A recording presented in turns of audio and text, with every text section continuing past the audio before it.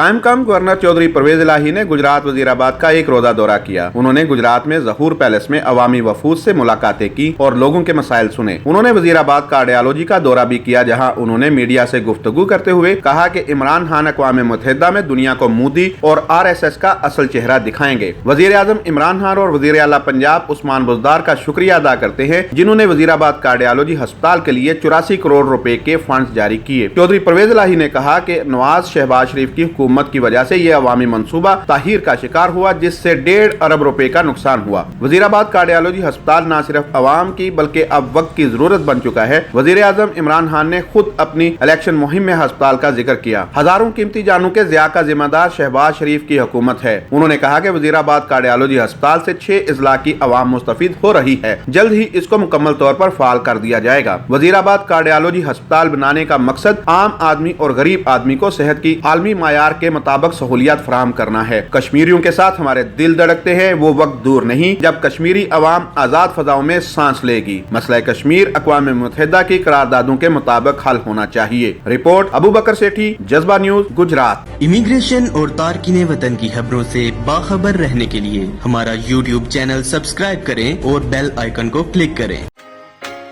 किसी से राब्ते में रहना हो या फिर चाहिए हो मोबाइल इंटरनेट, ताज़ा मोबाइल की लाजवाब रमजान ऑफर से आपको मिले हर चीज सुपर एक्स्ट्रा।